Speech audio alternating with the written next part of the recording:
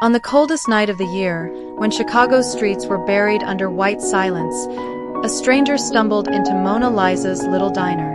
She was just a waitress, a single mom with bills stacked higher than the snow outside. But by morning, Mona's life would be tangled in the secrets of billionaires, the lies of politicians, and the grip of a shadow network called Arcons. She didn't know Chicago. The streets were a frozen battlefield of snow and wind that night, and inside a dimly lit corner diner, Mona Lisa was scrubbing the counter, counting down the minutes to close. Double shifts were her norm, not by choice, but because rent didn't care about exhaustion, and neither did the world. At 32, Mona was many things: a mother, a fighter, a survivor. But lately, she was just tired. Pause. Sound of doorbell chime. The door creaked open, a gust of icy wind slamming into the warmth. And in stepped a girl. She was shivering, drenched in melting snow, clutching her arm as if it was broken. "Please, can I stay here a while?" she whispered. Mona didn't hesitate. She grabbed a blanket from the back, poured a mug of hot cocoa, and sat the girl down in the booth closest to the heater. "You're safe here," Mona said. "No charge." She didn't ask questions. Not yet. But she noticed the girl's clothes weren't thrift store cheap. Her boots were designer, the kind Mona had only seen in store windows. Hours later, after the girl had fallen asleep in the booth, Mona stepped outside to lock the doors. That's when she saw them. Black SUVs. No license plates.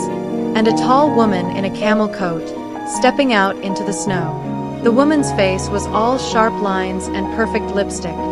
Grant Stone, CEO of Stone Biotech, billionaire, power broker, the kind of woman whose name opened doors and crushed anyone who stood in her way. She didn't look at Mona. Her eyes went straight to the sleeping girl. "She's my daughter," Grant said flatly. "And you just made yourself very important to me." Mona never expected to hear from Grant Stone again. But a week later, she was standing in the marble lobby of Stone Biotech, wearing her one and only interview dress. Grant had offered her a job, not in a lab, not in sales, but in the corporate outreach division. "You helped my daughter when no one else would," Grant said, her tone still cold but almost respectful. "You deserve better than wiping tables." The pay was triple what Mona made at the diner. Health benefits. An office with a view. She said yes. Who wouldn't? At first, it felt like a miracle. Mona was organizing charity galas, funding free clinics, seeing a side of the city she'd only watched from bus windows. But the longer she worked there, the more she noticed shadows. Arcons. The name kept appearing in encrypted emails, whispered in hallways. Then one night, Mona was asked to deliver a sealed envelope to a city councilman at a private dinner. Inside, stacks of cash. Her stomach dropped. She wasn't stupid. This wasn't charity. It was bribery. The next morning, she found her name on a restricted document tied to a stolen vaccine formula, one that could have saved thousands, now being sold overseas for billions. And that's when the hammer came down. FBI agents at her door. Her work computer confiscated.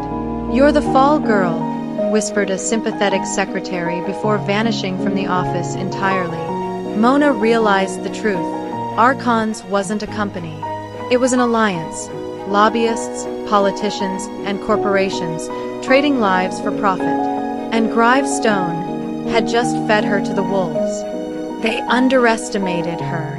Mona wasn't just some waitress grateful for a paycheck. She had grit. And she had a plan. First, she called in every favor from the people she'd met during her short corporate stint: reporters, community leaders, even a few rogue scientists. Then she started leaking. Boardroom recordings.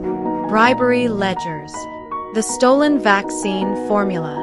Piece by piece, the Arcons network unraveled in the press. The final blow came during Stone Biotech's annual gala. Mona walked into the ballroom in a deep red gown, no longer invisible, no longer afraid. She took the stage, hijacking the charity speech with a live-streamed confession, naming names, showing evidence, forcing the FBI to act on the spot.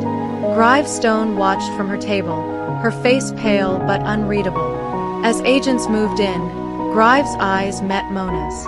For the first time, there was no coldness there. Only respect.